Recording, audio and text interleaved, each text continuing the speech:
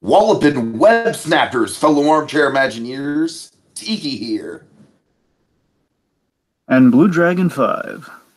And Hokey Smokes, we've got a teaser trailer for you, a teaser trailer being almost 3 minutes long, Dragon. So if that's what the kids are calling teaser trailers these days, why not? Let's go with it. We're talking about the quote unquote teaser trailer for Spider Man Far From Home. Yeah. All right, so Dragon, my first impression of this one, I'm going to keep it really simple here. They really seem to be on a John Hughes bandwagon with this trilogy, my friend. They really do, um, and that's kind of for better or for worse. I feel like these movies do stand as like kind of light, airy kind of comic booky things. Like basically, Dragon. What I'm saying is, in this trailer, I'm getting a lot of what I saw in Homecoming, which is good, but it's just not really my cup of tea when it comes to Spider-Man, especially compared to what we saw in Spider-Verse. Now, I know that's not fair, Dragon. The Spider-Verse is this movie's biggest enemy. Like, I just want to point that out. It's like, it's not fair. We shouldn't judge it that way, but I feel like in terms of just the pop culture lexicon, that's what's going to happen. And so I don't know, Dragon. There's definitely a couple elements of this that I'm like, okay, that looks cool. It was nice to see Mysterio. There's one particular thing towards the beginning that was honestly my favorite part of the whole trailer. And yeah, Dragon, I don't know, man. You know me, I'm not really Kevin Smith over here, man. I'm not jumping up and down for this one. I mean, I'm sure it'll be good. I'm sure I'll see it. I'm sure I'll like it. But I don't know, man. There's just something about this particular Spidey franchise where it's like it's good filmmaking, it's quality. It's just not really my taste, my cup of tea. Hmm. Well, the interesting thing about Far From Home is that this movie is kind of an anomaly due to basically Endgame being kind of the big kind of bullseye of this year. It's going to be the big kind of center point of everything, and I feel this movie's at somewhat of a disadvantage because of that. Even Captain Marvel to a lesser extent, but this movie more so. This movie's just going to be, it should be a huge event, especially after Spider-Verse. But everyone's like, again, we're still all eyes focused on Endgame, and of course, Captain Marvel leading up to it. But and I feel it's a little unfortunate, because here's this overall. Okay, I'll give you this much. This trailer is way, way, way, way better than any of the marketing Captain Marvel's done so far. Yeah, Captain Marvel's getting killed in the marketing, and that's just sad. Really Here's the thing, man. Tiki. It's so ridiculous because again, just he's someone describing to me the premise of Captain Marvel. I'm there. I'm sold. Then I see the trailers, and it's like, well, I mean, from what it's the stuff seems to be there, but I'm not feeling the set. Like, I'm not saying that again. It's like I'm not. No Marvel movies have to be the same, but I'm not getting that instant hook like the past three Marvel trailers or the teasers at least. Even the teasers have always been kind of a sell. And yeah, it's like I'm not getting the sense of fun, and I don't know. So Captain Marvel, that's the only thing that has me where the marketing has not been flattering towards Captain Marvel. But again, the point being, Spider-Man's going to hit us out of the blue today, and overall, what has me really into this movie, I just love this whole idea of Spider-Man. It's basically Spider-Man is like a summer vacation film of sorts. Dragon, here's the thing. Here's how I look at it. If the first movie was The Breakfast Club, this movie is European Vacation. So when you say that, are you referencing National Lampoon's Vacation? Yes, which was directed by John Hughes. Oh yeah, really? He directed that? Yes, yes. Oh, man, you know what's so funny? That to me is my least favorite of the vacation movies. Oh, I know, and that's kind of one of the reasons why I'm like, yeah, this looks good, but not great. And of course, it was of course, going to Europe as well. So there's a direct correlation. I'm sorry to do that. I'm blown away by how did I not put that together? That's a perfect comparison. How did I not think of that? Okay, but Dragon, you know what I want the third Spider-Man movie to be if we're following this John Hughes trend? What do you want it to be? Spidey gets left in charge of the Avengers Tower, and it becomes a Home Alone situation. Oh God. Oh God. Right? right? Oh, jeez. Well, remember, Avengers Tower is kind of in flux these days.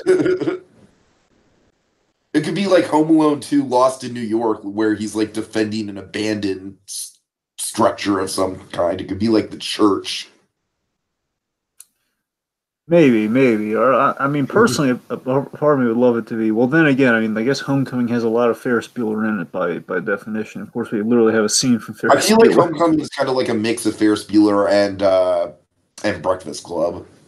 Yeah, that's the thing. 'Cause I just want like I'm just dying for like okay, all Ferris Bueller for Spider-Man. How amazing would that be? J. Joe Jameson could be could be Ed Dude, we Rooney. still need to get J. Jonah Jameson. That's one of the things. It's like, okay, if it's all going to be in Europe, that means no JJJ this time. I'm not bothered by that because I feel the next one though, if they do, the next one they probably should. That's the time where they got to plant their flag if they're going to do Jameson at all or not. Because again, so far we had that set with the Daily Bugle having a. God, I'm trying to think if I remember we did a pitch on this, and I suggested that the Daily Bugle. I think I facilitated an idea I heard about. Like if someone had the idea of like because we have Betty Brant. Betty Brant does like the high school announcements. Oh Like yeah, right. she's established I don't know. I swear to Of God, course, the daughter from The Nice Guys, one of my favorite Shane Black movies. and the rumor is that she and Ned Leeds might be an item, which again, that's not a bad idea. That would be an adorable couple. It would be. I mean, that's what kind of people speculating to this trailer, kind of putting together. Like, especially there's an international trailer which we're not going to talk about, but let's see, there are a few extra shots that kind of also kind of add to the whole. Basically, it's them just kind of in Europe howling around. There's one really great shot that's kind of spoilery, which I won't spoil for the folks. It's basically Sony did a cut for the international trailer, and they kind of spoiled Oh, something. Sony, that's the thing. That's the thing, Dragon. I hesitate to watch any other trailers besides this one because of good old Sony. That's the thing. So because I'm not going to say what that is, but I mean it's a really great visual. I wanted to make it kind of a root image, but I was like, nah, I don't want to chance it. Anyway, but yeah, my point is like Daily Bugle could be like a YouTube channel or something, or that's what I was kind of thinking, and maybe it was like more of an internet basis sort of thing possibly. But anyway, all right. Anyway, that might be how we get J. Jonah Jameson or something. Maybe J. Jonah Jameson is like actually in the Spider-Man game. They did something really interesting with Jameson. TK, it's perfect for if they were to It's do. like the Daily Bugle is like a YouTube channel. What they did is J. Jonah Jameson has a podcast, and I think it's a Oh great my God, idea. that's great. That's And great. throughout Yeah, the thing, yes, it's I'd like be down for that. I'd be down for that. I and could throughout live the with. game and throughout the game, Tiki Jameson's like playing on Peter Parker's phone or something, and basically as he's going around, as you're swinging around the city, as you do something, J. Jonah Jameson he takes calls in from people, and basically he's trying to get all the negative calls, and sometimes you get these positive calls coming through, and he spins it negatively, or he yells at his staffer, "Why'd you put that call through?" That's great. And there's an arc with it too. There's a great character arc in it too, but I won't spoil it for you right here. It's We really should good. have J. Jonah Jameson and wait, Ralph Garman is J. Jonah Jameson. I'm for that. I don't know if America's ready for that one, but I'm for it, man. And again, you'd have a great sense of chronology because Ralph Garman played the announcer in Agent Carter, That's what so I'm the saying. answer. That's what I'm saying. I'm Yeah. down for it. All right. Anyway, so last thing on my overall thing here is that overall the trailer, I feel just gauging from a teaser trailer here. Bear in mind, it's only like one brief little snippet. I feel this movie's going to make some. I got a sense this movie's going to make some smart choices. Not precise. This movie may not be making choices that are of my preference because you know me, I'm a simple New York Spider-Man, New York kind of guy. Same. So I mean, some of the overall, like, it might not be my preference of what I would have wanted or gone for a sequel to Homecoming, but again, I will say this though, I do respect the choices made. I'll get into the reasons why. I do respect the choices that were made, and again, I do admit that they are smart choices if they're committing to this story, and we'll get into that. I have like a lot of really things I want to applaud this thing for from the teaser. So All right, let's not waste any more time, Dragon. Let's dive right into this puppy. as you notice, we skip past the like the 5 to 6 second mark here because Yes, Dragon. I hate that in modern trailers. It's like, hey, here's some money shots that you're gonna see in a minute from now. and unfortunately, not even Marvel could avoid this. Now they're just doing it everywhere. Now it's completely unavoidable. Okay, so All right. Dragon, I've heard that this is actually a building that they filmed Gotham at quite a bit. Well, they do film Gotham in New York, and what they do is they add like CG to kind of increase in kind of gothic, basically make the architecture more gothic. So I mean, it is they do always shoot the seasons in New York. So I mean, it's very possible it's the exact same location. I mean, I can't tell you exactly what location it is in Gotham, but that was just kind of one of the random antidotes that popped up in a video. Like, hey, did you know that this building also appeared in Gotham? Well, I gotta be honest, Tiki. Judging by this, it looks like this might be the building they used for the bank in Gotham. Because I'm remembering the opening of one of the it was close to the finale of season three when the Alice Tetch virus was going around. People were like going crazy at the bank, and like Gotham was on fire and everything. How And could you I saw this forget? train, and you saw this train going over outside the shot of like those streets going crazy. So I think I recognize this from Gotham. Oh God, that freaking train. You know what that train reminded me of? What? It reminds me of Oh, the train from Who Framed Roger Rabbit, where if you freeze frame it, you see a murder happening in every train car. all All right. right, so folks, we're finally gonna we're enough meandering around. We're gonna dig into it here. So yeah, so you see homeless support that's gonna come into play very momentarily. Let's take a look. See, checking the controls here, folks. Oh well, on the scene right here, we see Spider-Man and Aunt May in the same place, and it's like the Okay, Dragon, this right here is my favorite part of the whole trailer. I love this whole idea. Like Aunt May is basically Spidey's PR person. let me tell you what I really love about this, and right off the bat, they're hitting me on the right spot with this, especially if anyone's played the Spider-Man game. And this is a thing that's been before. I don't mean everyone who's played the game will have this on their minds because it's a big focus of the game, but they borrowed it from the comics. It's all relative to the comics, is what I'm saying here. Because in the comics, what happened was Aunt May, she was involved in a lot of like kind of like there's this operation called Feast. I think it's always called Feast. If not recently, it's been called Feast. She has like an operation to help feed the homeless and everything, like a lot of Uh-huh. homeless charities. So this whole homeless support thing that she's doing is exactly what Aunt May has kind of done in the comics. Since basically after they erased the marriage, the whole one more day thing, when they basically were bringing Spider-Man back, they wanted to give Aunt May something to do, which was kind of helping the homeless. So all of this has really hit me in the right spot right off the bat. Like, okay, hey, Aunt May has a proactive role, and we kind of take where we left off. We take where we left off in Homecoming, where she finds out what would she do with that information. Well, I mean, she knows Spider-Man. It's her, it's She her nephew. basically weaponized it. Yeah, she's using it for a really good cause. You know me, Tig. I love this sort of stuff. I love superheroes helping out, doing charity stuff like this. This is Oh, great. Dragon, I have to tell you really quick, speaking of which. Okay, so this is like one of the main reasons I want to take a Disney Cruise Line now. So apparently there's a Captain America USO show on the Disney Cruise Lines. Oh my god. All right, we can spend hours talking about that. Let's just, I'm sorry, I'm sorry. Okay, but real quick, just to shout them out because I found this. I was going to tell you about this later, but because you brought up the cruises, there's no better time to tell you about it now. I found out this really sweet thing that Stan Lee he did some promotional stuff for the Disney cruises for Marvel Day at Sea. Like there's a picture of my captain's uniform they took. I don't know if it's a video or something, but it's like You know what? I think that's probably what the Captain America USO show is. It's probably like a one day only thing. Hmm.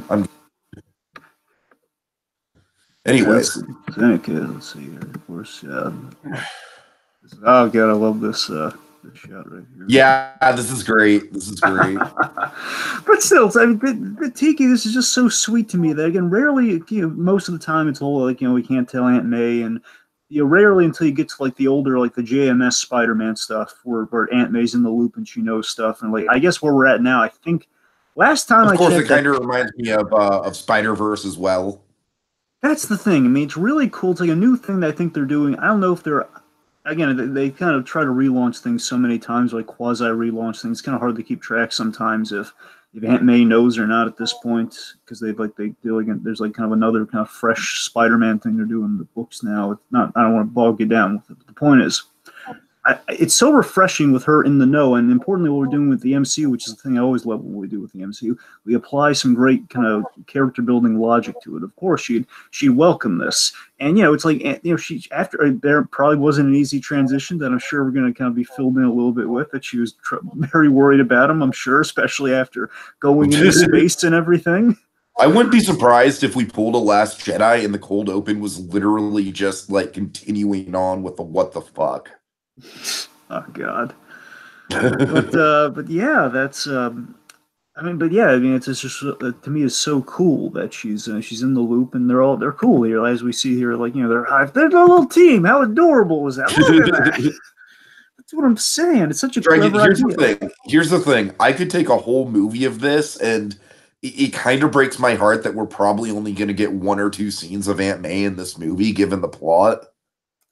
You know what? I mean, we didn't do a whole lot with Aunt May in Homecoming, and I feel that this is still giving her more to do, even though we're probably going to use less of her. So again, I like that we're going to miss her like Peter's probably missing her during the trip. I think that's That's kind of true. nice. That's a good way to look at it. I mean, that's the thing. Again, she's using Spider-Man as an advocate for charity, and like they're closer than they ever were before. It's like a Spider-Man with no secrets. Like if Peter Parker's life is full of so many compromises and so many, I can't do this, so I can do that. And we give him like it's like the universe gave everybody Spider-Man. Everybody gets one.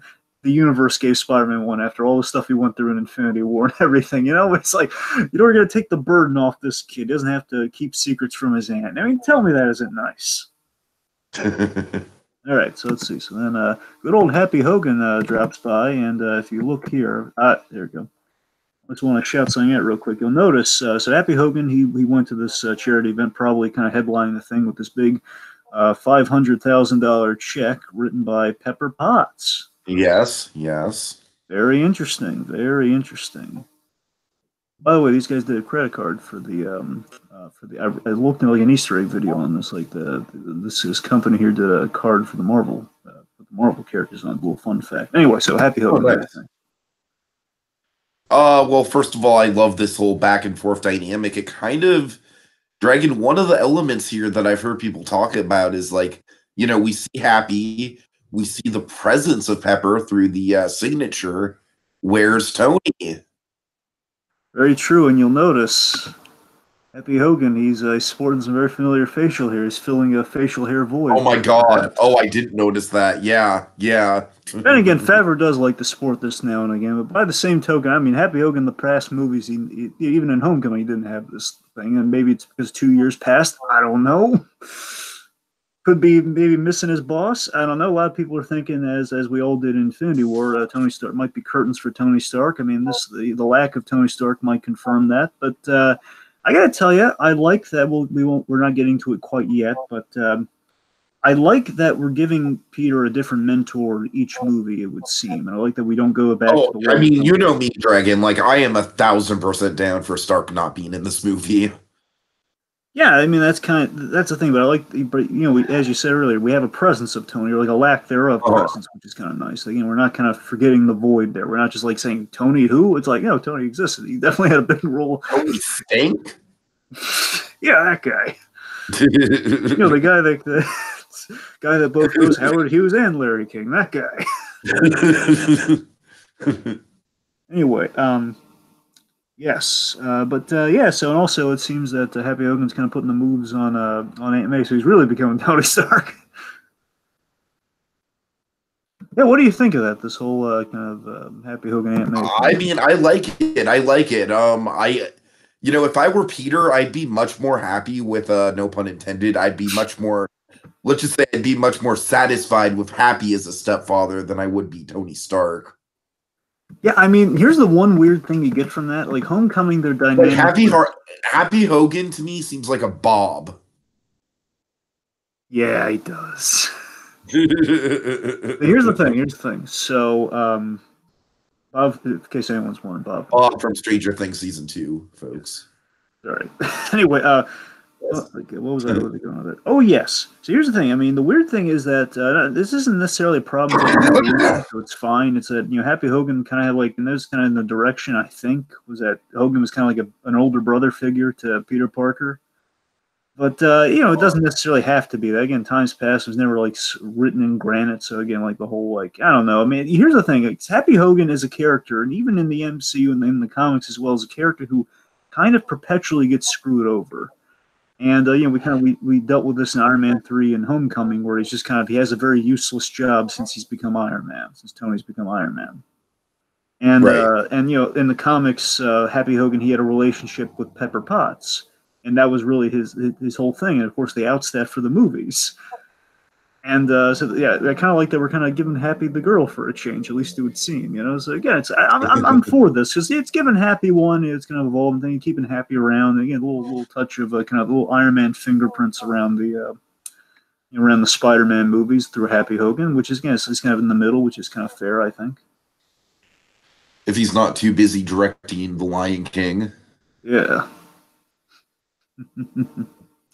All right, let's see. So now we're getting ready to go to Europe. Yeah, there's Okay, Mr. Dragon. Del. I'm sorry. Go ahead. There's Mr. Delamar from one of the really good scenes in one of my favorite scenes in Homecoming where he's saving the shopkeep, which is really nice. And Yeah. we see this guy; he's rebuilt the place. And of course, there's the cat. There's me. I think it's not Meatball the cat. Maybe I don't know. Darn, I think everybody called the cat. Anyway, the point is, Mr. Delamar asking like, what's Peter doing? And of course, he's going to Europe. Getting some passports. Okay, pause on the passport. Yes, we have. Let's see. No, no date. No, no year. No year. Yeah, it's a good point. It's a good point.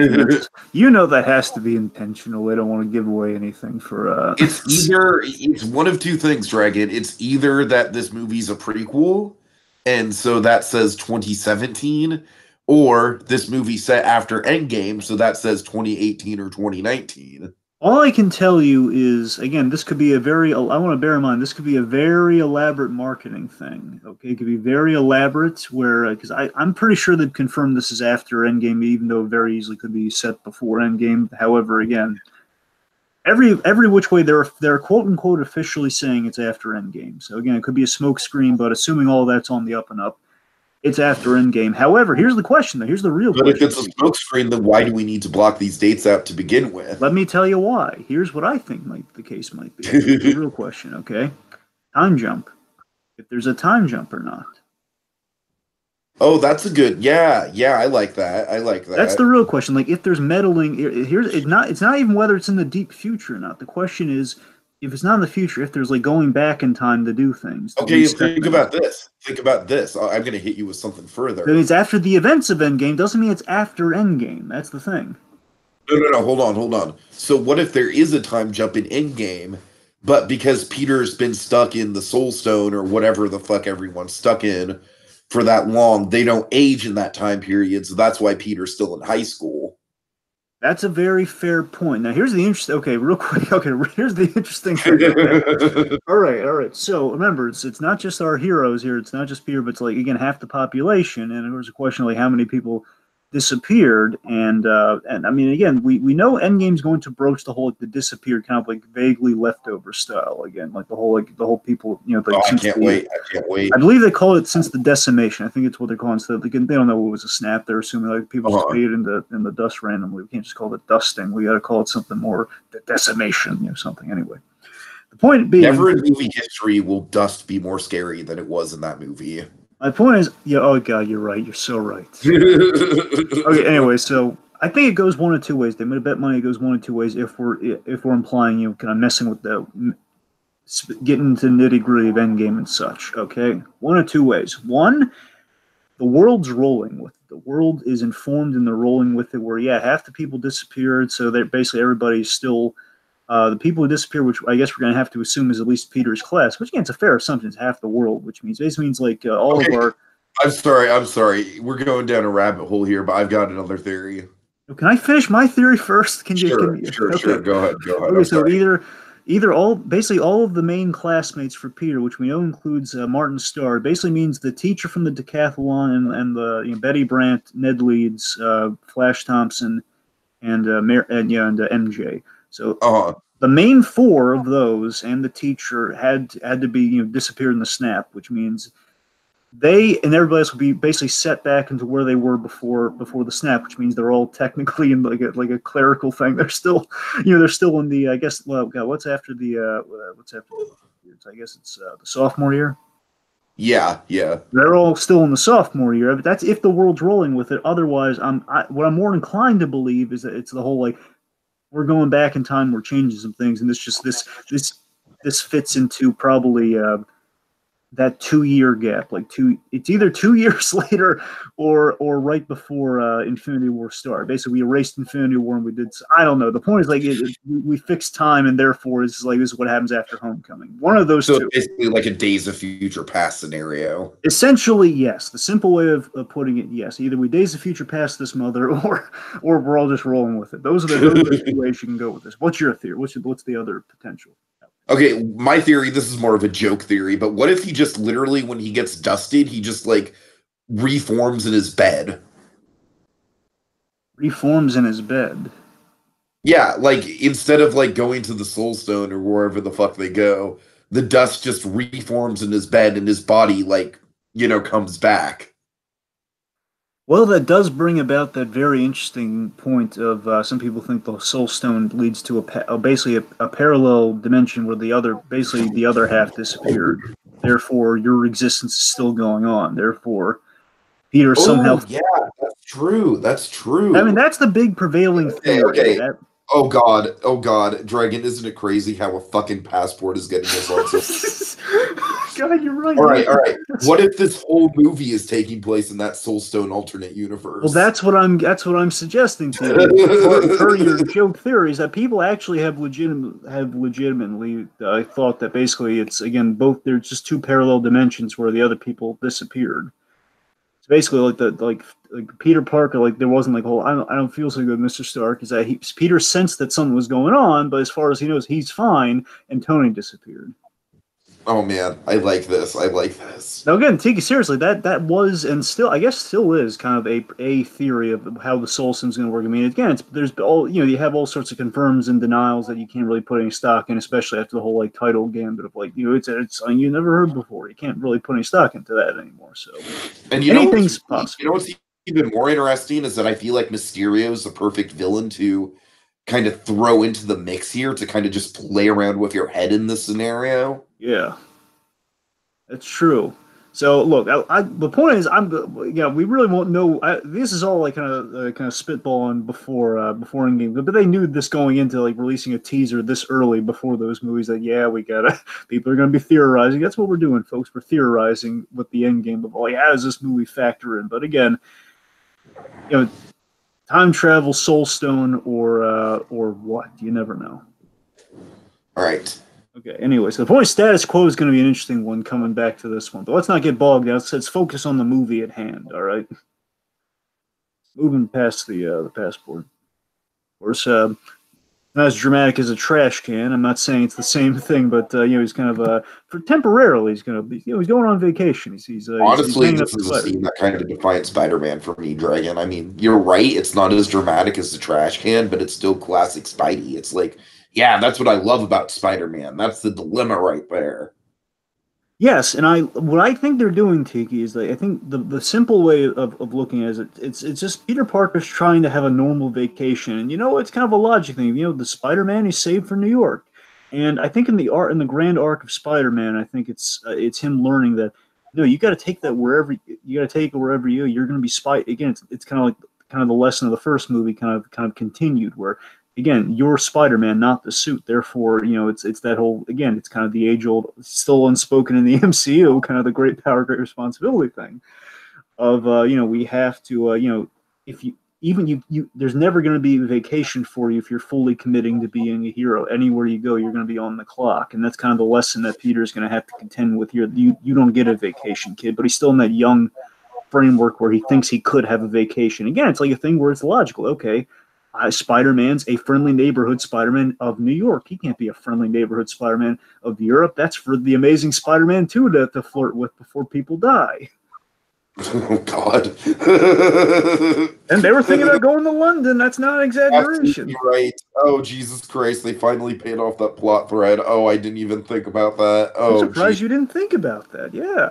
No, no. Can you blame me for not wanting to think about the Amazing Spider-Man 2? Well, anyway, so you see what I'm saying.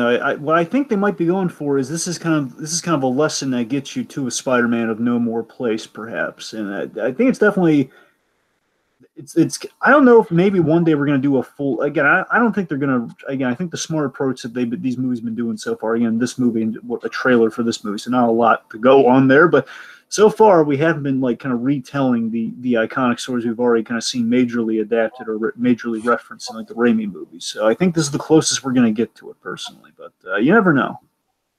Okay. It's kind of a neat reinterpretation of it though. Just judge again all this speculation from the teaser. Okay, here's some. Oh, this is something really cool right here. Yeah, the Uncle. Finally, we get the college dragon. Finally, took him long enough. Yeah. Ben And Parker. it's a Easter egg.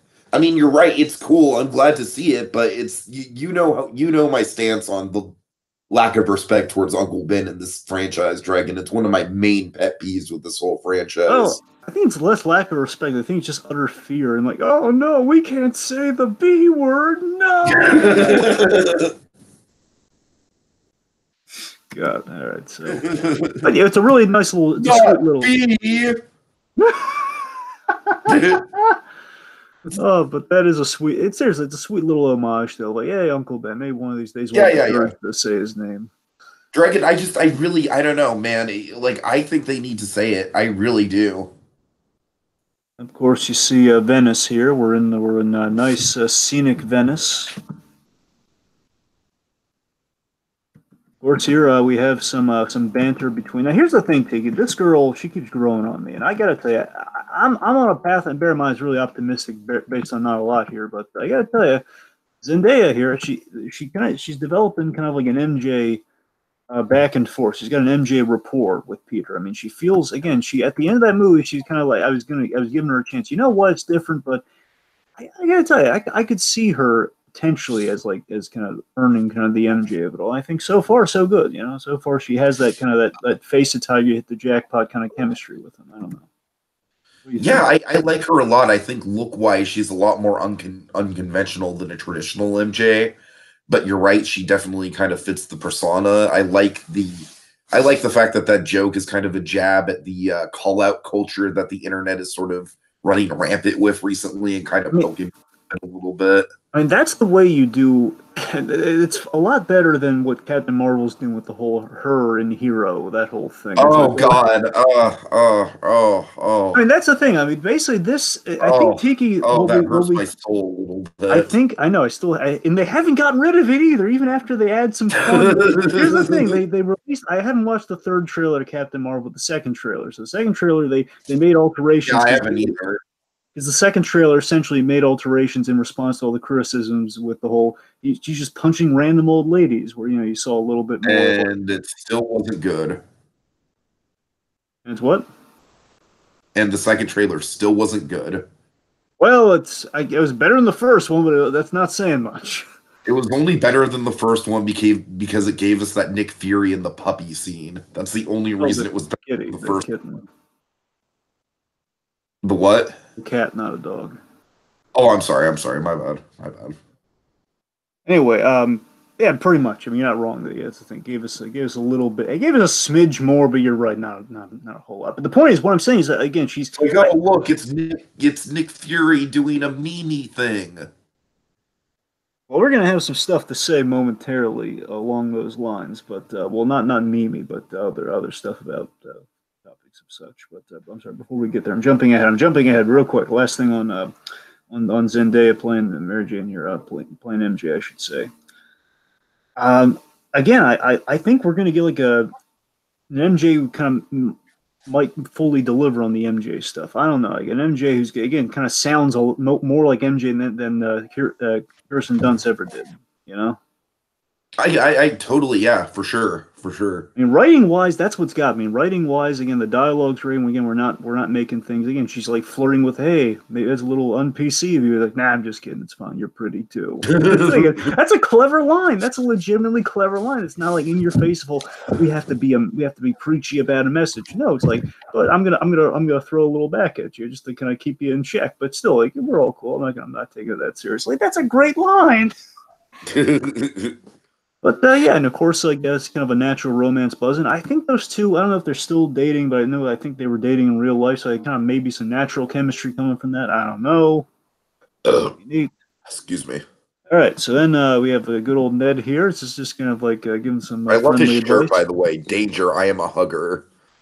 Yes, of course he's in danger right now because he's been darted in the neck. Ned's going down. I gotta tell you, this is a great moment for the teaser. Like, oh my god, poor Ned. What's happened to him? And of course, everyone's first reaction is, "Oh my God, we're about to see Jake Gyllenhaal." Possibly, or the chameleon, Maybe an amazing reveal if it was like the chameleon, but if it was just another guy who looked like Peter Parker, it's like, oh my god, it's the Okay, chameleon. well, technically, who we see could be the chameleon. You know what? When you say it that way, I mean, here's the thing. Given who the character we're introducing, the chameleon is always linked to that character with Spider-Man, at least in the animated series. I can vouch for that one. Okay, so let's reveal who it is. And I got to, I love this reveal so much. God, I Nick Fury. Oh my God. Good. I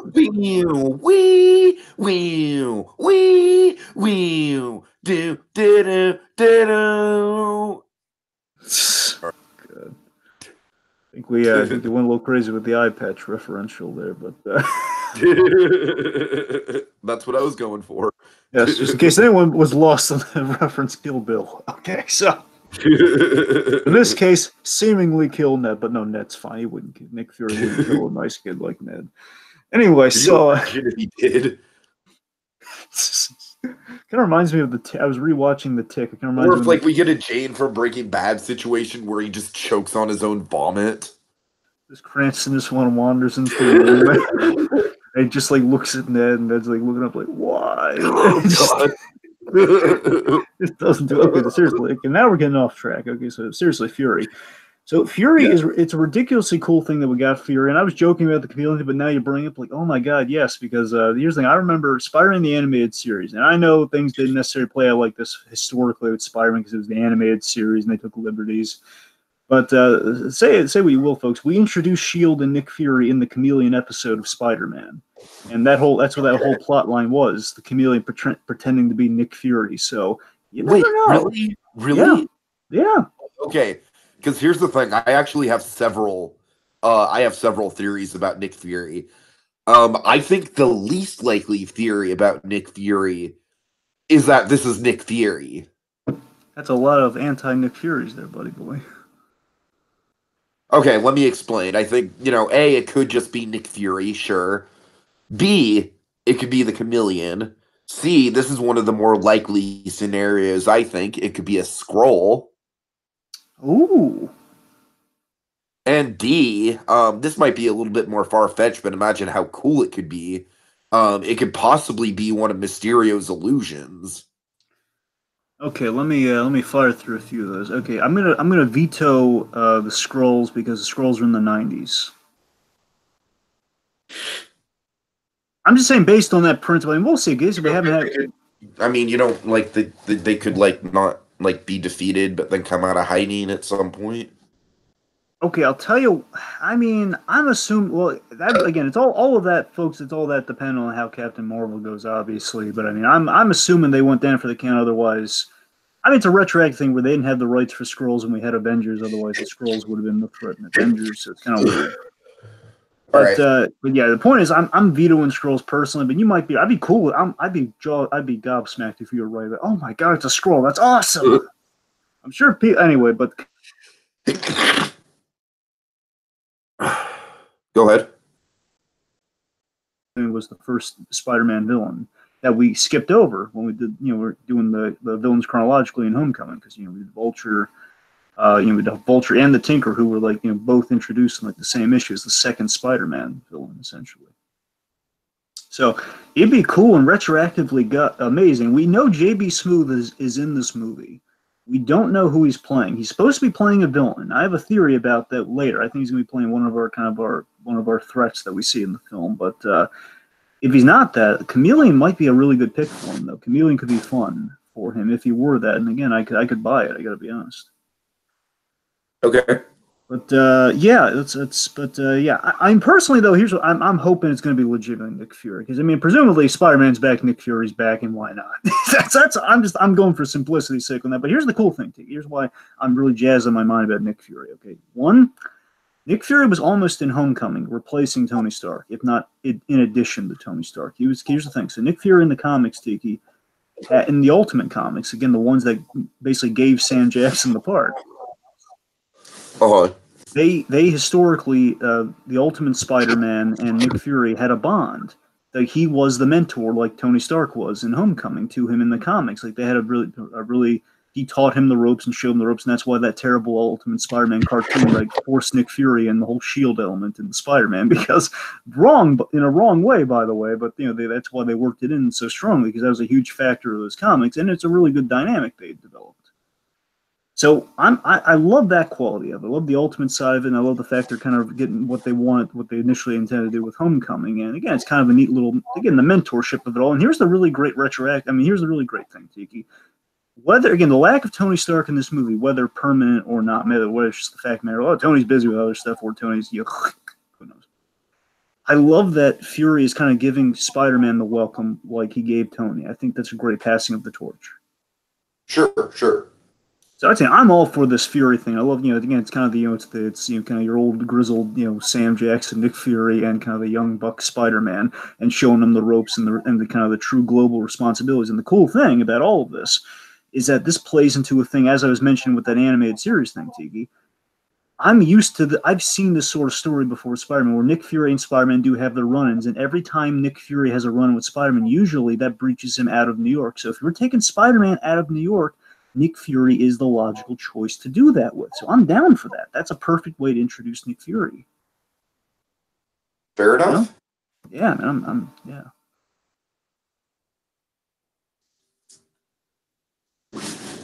So, Ned will be fine. Just turn him over so it's not a Breaking Bad situation. By the way, that bothers me. Next summer, all right, dude. It's not gonna be. It's gonna be this summer, okay? It's this year. You're gonna scare people. Right. I had to double check because I was a little afraid.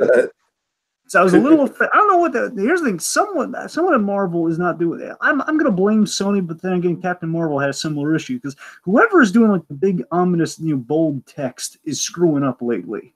All right, whoever that guy or girl is, okay, they seriously need some oversight over there on who the big kind of text guy is.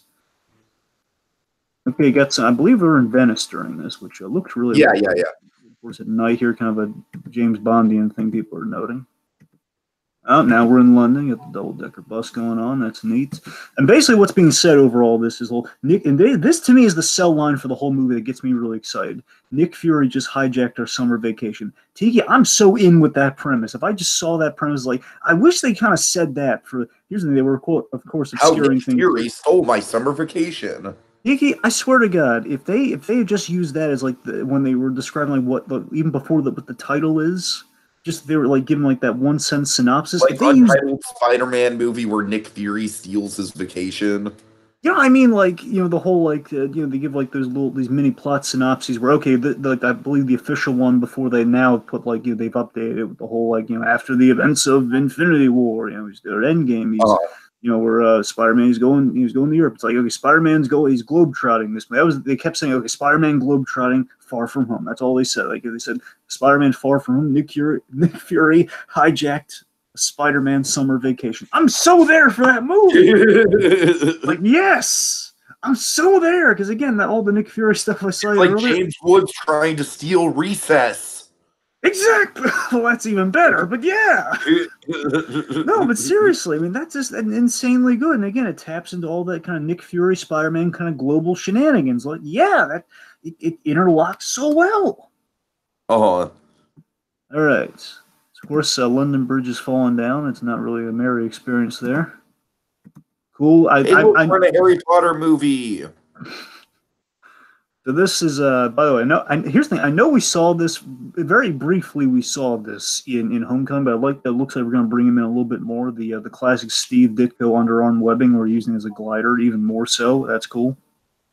You'll also note he's in his new suit, which I'm going to guess Shield may be upgraded for him.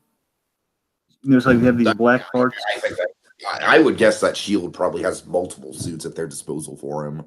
Well, sure. I'm just saying, given the Stark Tech element of it all. I mean, I don't know if Tony maybe had a few extra. We know Tony had a few extra for him because he had the Iron Spider for him. I don't know if he had some variations or whatnot. Maybe Happy brought him this. But also, here's the thing. I keep noting this because you'll notice this one has a blacker design with the basically black instead of the blue on this costume. I keep thinking that this might be the like a prototype or something for the Miles Morales suit we're going to get years later. Uh-huh. I really do. Basically, this suit right here, I think, is going to be Miles Morales' like first suit. All right. So he's glad to save the day. Okay, so here's the thing. So I feel a mistake was made during this trailer, Tiki. I feel of all the things you could spoil, there's one thing you got to make clear because everybody I feel this is the thing that I really wasn't crazy about with this trailer is like I had to look up who these people were, and when I found out, I was like, oh, because okay. Tiki, I assume you, like myself and like many others, at first you had a preconceived notion about who a few of these guys were. Am I correct? My preconceived notion was that this guy was Sandman, and then the Mm-hmm. guy was Hydro Man. Precisely. I had the same exact thought. I was losing Yep. my mind. Then I double checked. It's like, is it? I mean, I would have blindly assumed had I not looked it up.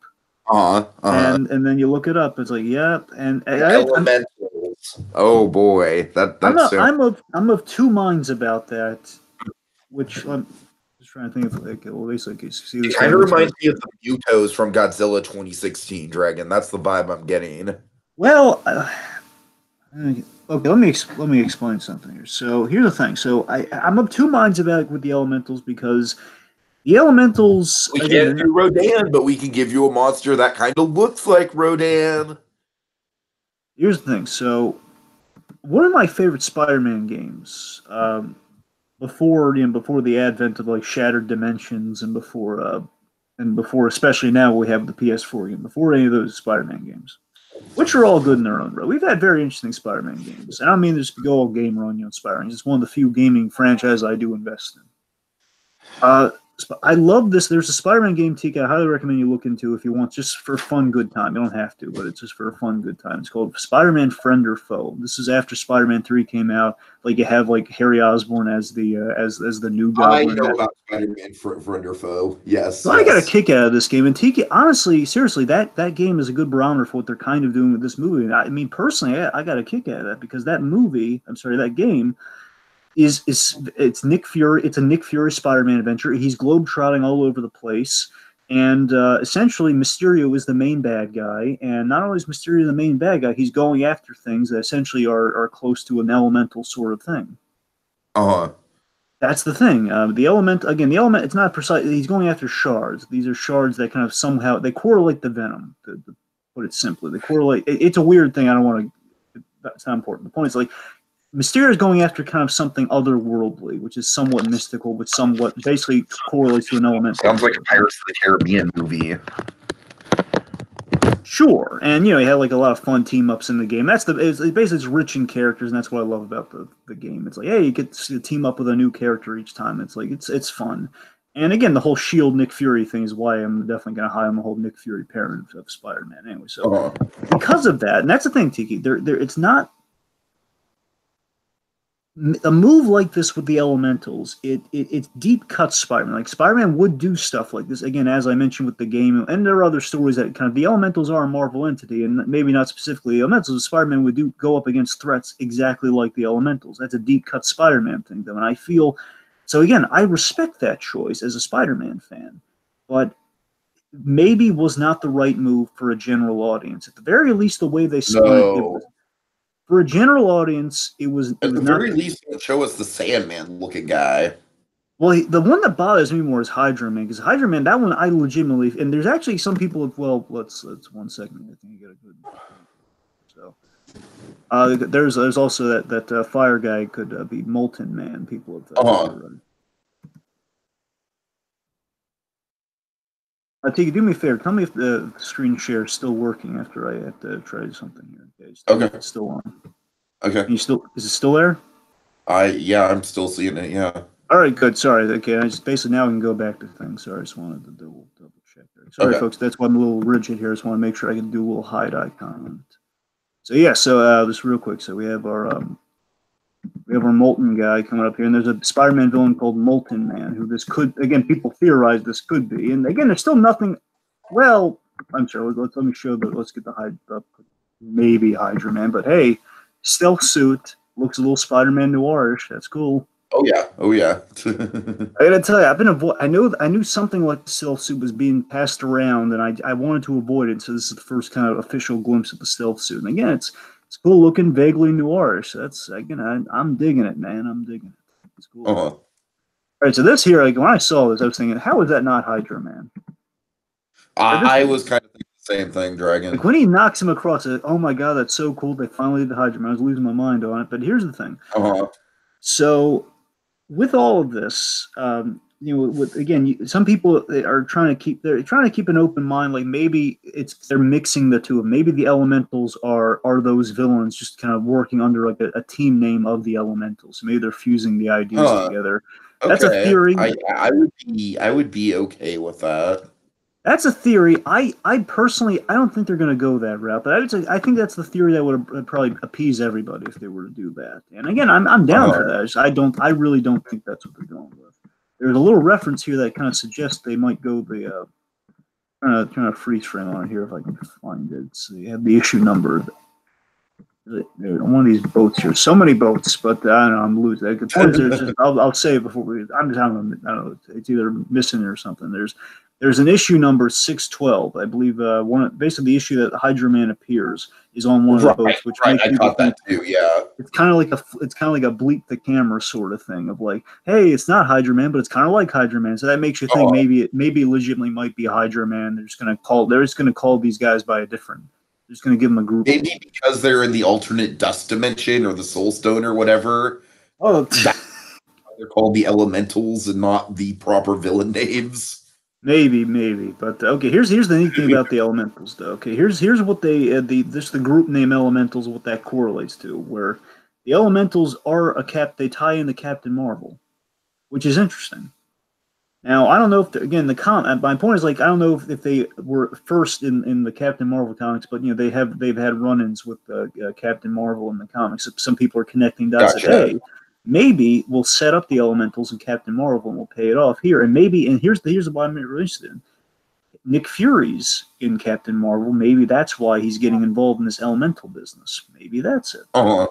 Which to me, I think that's a good connecting of the dots. But again, we'll see. It could be just like a thematic thing of, hey, kind of a little Captain Marvel tie-in for those really paying attention. For sure. For sure. I don't know. And basically, what I think is, if JB Smooth isn't secretly the chameleon somewhere, I think he's going to be one of the elementals. That's what I think. I'm pretty sure he's going to like voice one of them or play one of them Uh-huh. or something. All right, so here we go. Mysterio. Oh boy, And how if I cool! did not know that this was Mysterio, my first guess would have been that it was an Asgardian. DK, I gotta tell you, he's so much like Mysterio. Here's my favorite part of Mysterio here. The gauntlets. That's my favorite thing about everybody loves the bubblehead, of course, but I mean for the purpose of just see what we're seeing here, this is how I knew like, oh god, they did everything. They gave him the gauntlets. He even has like little eye clips on the cape. It's a purple cape, and like the Uh-huh. only liberty they took is that he has a chest plate, most likely made out of And that's Chitauri what I'm metal. saying. That's the thing that kind of screams Asgardian to me. I'm not saying that it's a bad thing. And here's the cool thing too. Even though they have this chest plate, which again, from what I understand, is like it looks like it. People are theorizing it's like Chitauri metal, like the Tinkerer possibly made this costume. Which I'm gonna go. I'm sorry here. I'm just jumping all over the place with Spider-Man here. Spectacular Spider-Man did a really cool thing. The animated show, basically the best Spider-Man thing we've ever gotten in cartoons.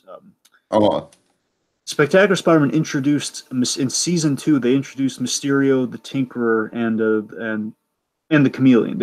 They're introduced in season 1. They get fully formed in season 2. The point is, all three of them were working together, and this the fact that we set up the Tinkerer in the last Spider-Man movie. Perhaps the Tinkerer using the Chitauri tech that the Vulture had and everything. That Vulture stole, made Mysterio's costume and his getup and his technology possibly. Maybe Right. outsourced it. And here's the detail that kills me. He has Mysterio wears like that green netting, and I love that we have like green netting woven into the green parts of the suit. Like, yes, they did everything. They just added on to it, but it's all there. It's all there. And Kevin Smith is the biggest Mysterio fan because he wrote Mysterio into his big Daredevil story. So he's a Of huge course. Mysterio fan. So he was losing more than I've ever seen Kevin Smith lose it before. Oh god, he went nuts for Mysterio here. But yeah, this is as faithful as you get in terms of look, folks. This is as faithful as you get. And can I just say I'm a huge Jake Gyllenhaal fan, and so I think his performance, I'm digging what little we've seen of the performance so far. Jake Gyllenhaal is such a great actor. He really is. Guy has impeccable taste in project. And Nightcrawler is the one I rewatched Nightcrawler recently, and I'm still Oh, blown away by Nightcrawler it. is such a good movie. Nightcrawler and Prisoners are like the most recent things I have Prisoners seen. too, man. Prisoners is a fucking solid movie too. I know. Again, he's the guy's got just great taste. He does. So yeah, I mean, I think he's an excellent choice for Mysterio. And you know what's kind of cool? Well, we're gonna have to theorize about Mysterio. Let's let the Mysterio stuff play out, then we'll theorize because there's a lot of stuff. Okay. So we have Mysterio here saying, "Hey, kid, you should get out of here. It's the wrong place to be." I got some. I like that line. I like that line. Good first line by Mysterio. And of course, he's using the green smoke, which of course is the classic Mysterio thing. He always has the green smoke and the bubblehead. Look at him. Yeah, this right here, it's just this is wish fulfillment right here, Dragon. And this is cool right here.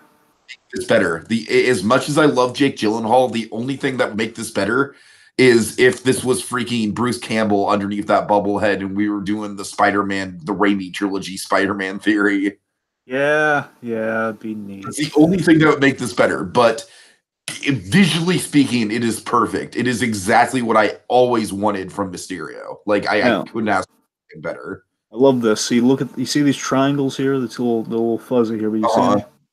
They're the eye clips. They're basically the logo of the eyes on the little clips. And this thing from the guys, when he would do it, sometimes when he uses magic, he would kind of create these things. Oh god, that's great. Very Doctor Strange too. I know, I dig it. So here's the thing. I wish they would have referenced Doctor Strange at this end tag here, but here's the thing: people aren't going to know who Doctor Strange is, so it makes sense. And no, he has like wrong. Yeah. And as you said, he's looking a little Asgardian with the armor plate. But importantly, the whole point of Doctor Strange's big final battle is that he prevented a big final battle from happening.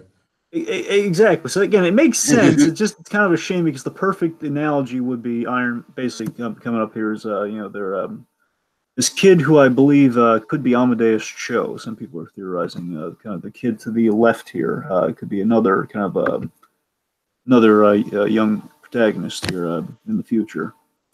So anyway, and there's Betty Brant right there. And again, the people are making a leap here. They're thinking, hey, she's putting her hand on the back of Ned there. Maybe they're an item. Who knows? I don't know. Anyway, point is, so they're kind of talking about like, hey, it's like Iron Man. He's like Iron Man and Thor rolled into one there, and that's the thing. He's got a cape, and basically, I think it's kind of almost like an Incredibles logic thing of like, hey, he's the only one with a cape. Therefore, all superheroes with capes we compare to Thor. Aside from because only Doctor Strange, Vision, and Thor have capes in the MCU. Only those three. Nobody's gonna know who Vision is, and no one's gonna know who Doctor Strange is. Right. Thor, everybody knows Thor. The chicks dig Asgardians, man. Of course, we have my least favorite element of the MCU Spider-Man. We have Tony Ruffalo. Okay, you got to admit this is a fun delivery, though, right? I mean, it starts out that way, and this is classic Flash Thompson, all right? That's the thing. I mean, yeah, I think I'll go as far as to say that yes, it's a classic Flash Thompson gag in conception. Yes, and this kid, he's just no Flash Thompson to me. I don't know. I like this kid on movie fights. All right, I want to be less harsh on this kid because he's great in other things, but he stinks as Flash Thompson. Unless this movie convinces me otherwise, that kid is a poor choice for Flash Thompson. The Amazing Spider-Man Flash Thompson is a far better choice. The Amazing Spider-Man Flash Thompson is such an enigma.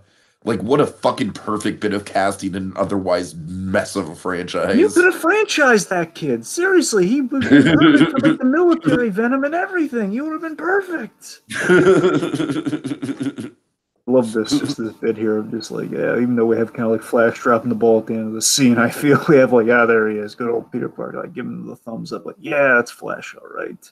I just love this. Look at this. It's just he's like saying all these like, oh man, Spider-Man's such a cool guy. It's like, yeah, Flash, maybe things are turning around for me. I mean, what do you want me to do? He saves the neighborhood. He's got a really sweet suit. He's just a badass. Yeah. So Oh, by the way, so I wanted to backtrack to something here real quick. Because basically, we're at the end of the thread now. We're just kind of going back for kind of posterity's sake here. Okay. Going back to the going back to the stealth suit for a moment. Forgot to mention this, but I would like to think that the stealth suit is paying off a line from Iron Man 3. Iron Man 3, we have the gag where Harley, the kid that Tony Stark kind of befriends and is helping out through that movie. Harley gives him the idea for a stealth suit, and perhaps he never made the Iron Man stealth suit, but hey, maybe he put it into a spider suit. Huh? Yeah, I can see that. I can see That'd that. be kind of a neat little payoff. All right, but yeah, so Mysterio. Let's dish on Mysterio. So I have multiple ideas with Mysterio here. The way they could approach this, it could be It could be like a number. It could be like a combination, even. So of course, he looks perfect. A lot of people are putting this together. Not wrong for putting this together because Mysterio did this first. I want to make that clear. And it's just Brad Bird having great taste. People have made a syndrome comparison with Mysterio.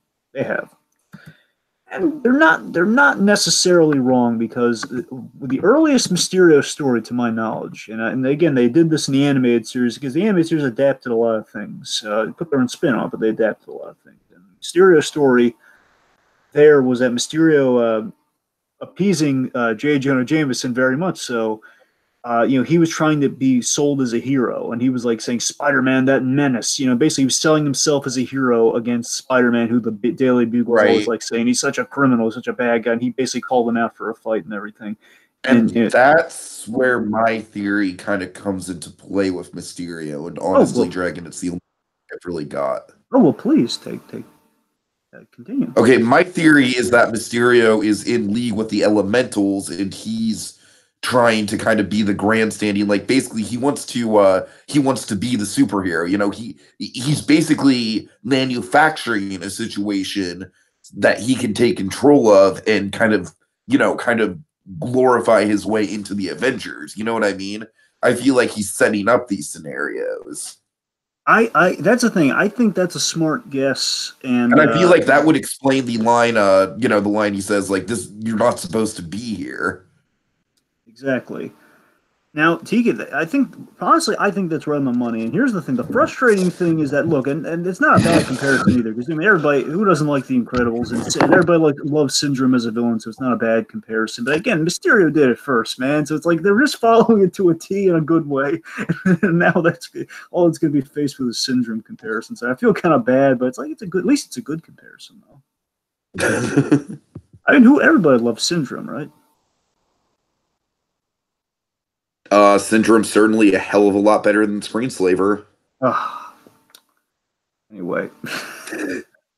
Okay, the point being, it's but yeah, you're right. It's not a bad comparison. The only thing I wonder about that theory, because again, I'm perfectly fine if that's the way it turns out. I think I think it makes sense, and that's again one of the earliest things Mysterio did was That's something classic like that. Quentin Beck. Yeah.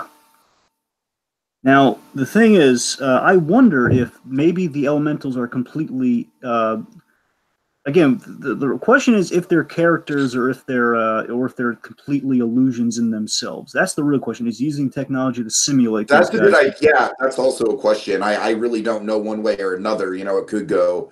I'm more in line to think that maybe they're people, but the illusions are amplifying the powers, perhaps. So here's what I think. Okay, I'm thinking because here's the thing. Over the years in the comics, and again, they always play with this sort of thing as time goes on. Even sometimes Mysterio has died, and then of course they want to bring him back, so they retcon that sort of thing. So, but the thing with Mysterio is basically he always starts off as an illusionist, as a special effects guy turned illusionist, and over the years he actually toys with legitimate magic. That's how Mysterio goes. So the possibilities that Mysterio, again, most likely he's working kind of an Iron Man framework of a guy using kind of like what the Tinker's probably made for him, or maybe he built it himself. Who knows? A guy who's made the technology to look like a superhero. Uh-huh. However, there's a great possibility that again, especially after getting Doctor Strange, we're actually fusing real magic with Mysterio. At the very least, what we could be doing, and I think it would be a good idea to do, is we service both sides of that character. Like all of this, what he's doing right now, that's technology. like the gas, all of that, that's technology. But the elementals is Mysterio fiddling with magic, something Doctor Strange would frown upon. Oh, I like that. I like He that. would not write a prescription for that one, I can assure you. So that's what I'm saying. So I think it's going to be Mysterio toying with magic, something otherworldly. Now here's the bigger theories. Again, I think you and I think at the very least, I think all the stuff we just said, I think is a shoe in to happen. Now everything else I'm about to say, I'm not sure about, but it could go this way. So, uh, Nick Fury might be getting involved for one of two reasons with the Mysterio of it all. One, we're not sure if Mysterio. I think it's safe to assume we're not going to introduce Mysterio as a special effects guy. Yeah, I I like that to be part of his backstory. I'm attached to that part of his backstory, but myself as well. I love that facet of the character, but I got to tell you, reality wise, I don't think it's in the cards, and I think it's unfortunate. But what I think they might be doing, Tiki. I'm going to throw this at you. Tell me what you think. Tell me how crazy this sounds. okay. I think they might play him as a rogue Shield agent. Huh. I never would have considered that. That's interesting. Like Rogue Shield agent, maybe I'm spitballing a little bit here. Rogue Shield agent that perhaps scared off by the Avengers and he wants to measure up to him, therefore he's doing all this. Basically, a guy who, similarly to the Vulture, again, he changed with the times, and in changing with the times, he wants to measure up to the heroes instead of trying to kind of steal from the heroes. Uh-huh. So so basically, it could go again. We have basically the syndrome route that you and I laid out. We can go the rogue shield agent route, which again could be factored in there. Maybe that's just him trying to measure up, and Nick Fury kind of like, okay, there's some. It's Quentin Beck. There's something off with this guy. Maybe he stole all the technology from Shield, like the Chitauri stuff. Who knows? So again, there might be a rogue Shield agent quality in terms of like how he became an effects guy in the first place, like how he came to all this. Um, if the elementals are our classic Spider-Man villains that they're kind of throwing a smokescreen with us out with the elementals, like again, they could be kind of stupefies, like they're the elementals and members of the Spider-Man's rogue gallery, you know. If Uh-huh. that's the case, Mysterio might be at war with the. It might be like he has a score to settle with each of these guys, and that's why he's going around there. Maybe I'm saying that's another route they could go, just selling a score with them. Uh, or again, he's after the magic associated with these elementals who are popping up. So again, it could be just that. But I think the first thing we come up with is probably the most likely to happen. That he's toying with forces he shouldn't be, which create the elementals. So he can bolster himself as a hero. I think that's when Nick Fury knows something's up because he knows this guy somehow.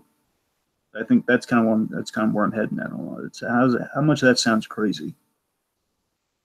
No, it's all checks out to me, Dragon. There's one risk, there's one fear I want to outline with Mysterio, and I think that's about it. All I got really for spec on all this, and we can pretty much wrap up. Yeah. I fear the only fear I have of Mysterio, the only fear I'm kind of coming out of this with after rewatching this teaser is, I think there's a risk of a Mandarin. There's a risk of a Mandarin twist, but done right, done more acceptably, with the whole. I love the Mandarin twist, so I'm all down for another one. Well, no. What I mean is, I I don't want to get into the whole Mandarin thing again. The Mandarin thing works within that movie, but I think publicly and again to a general audience, especially, it's like they would have bought into it like I would have, like hey, Ben Kingsley as the Mandarin would have been fantastic. I was sold on that. Now I'm not taking away from what they did, but my point is, I think they risk going the route of basically a more acceptable, like a generally acceptable version of the Mandarin twist that's not going to offend anybody. However, a twist that you kind of see coming if you know that character in the trailers. That's the fear I have. Uh-huh. That we're gonna have a twist like that people see coming. And again, it's like a twist that I don't mind because I know if you know that guy, it's what's supposed to happen. But again, it's something Right, that people right. are. I'm sorry. I'm over explaining this. The simple thing. I'm afraid people are going to come out of this movie and they're going to say, "Oh, they did another Mandarin twist." Or no, they didn't do another. This is the way it's supposed to go. So that's what I'm afraid of. That's the one thing I have because again, this Mysterio twist is a classic thing where okay, he's using effects or Well, you know he's what, fake. Dragon? That's just kind of the byproduct of fandom. That's not really the movie's fault. I know, and that's the only thing. Again, to be fair, it's kind of saying good things about this movie. That's gonna be like the only thing I'm only fearing coming out of this thing. Really, it's gonna be how the fandom's gonna react. But on the whole, though, let's bring the final thoughts to you. On the whole, how's this all look to you?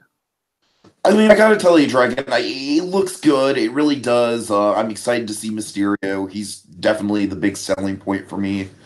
I'm not over the top excited for this one, but like I said, I think the only reason why I'm not is it really comes down to the fact that, as you know, Dragon, I'm more of a of a traditionalist Spider-Man kind of fan.